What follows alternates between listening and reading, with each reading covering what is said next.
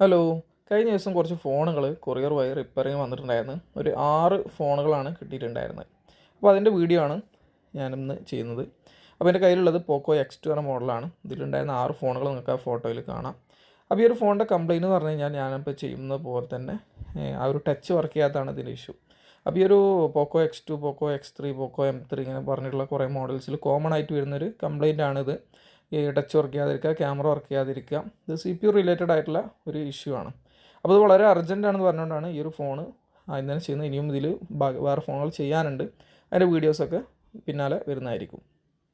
അപ്പോൾ ഈ ഒരു ഫോണിൽ നമുക്ക് ചെയ്യേണ്ടതെന്ന് പറഞ്ഞു കഴിഞ്ഞാൽ ഇതിൻ്റെ CPU റീബോൾ ചെയ്യുക എന്നുള്ളതാണ്. അപ്പോൾ ഇതിൻ്റെ CPU ആണ് ഇപ്പോൾ നിങ്ങൾ ആ സ്ക്രീനിൽ കണ്ടുകൊണ്ടിരിക്കുന്നത്. അപ്പോൾ ആ ഒരു CPU IC നമ്മൾ റീബോൾ ചെയ്ത് ഇടുന്നതോട് കൂടിയിട്ട് ഈ ഒരു കംപ്ലയിൻറ്റ് ഫിക്സ് ചെയ്യാൻ പറ്റും. അപ്പോൾ നമ്മൾ അതിൻ്റെ CPU കാര്യങ്ങളൊക്കെ റീബോൾ ചെയ്ത് ഫിക്സ് ചെയ്ത് വെച്ചിട്ടുണ്ട്.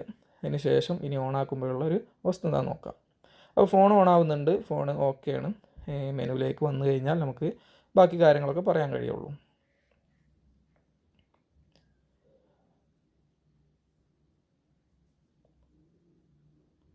ഓക്കെ, ഫോൺ ഓൺ ആയിട്ടുണ്ട്, ടച്ച് വർക്ക് ചെയ്യുന്നുണ്ട്.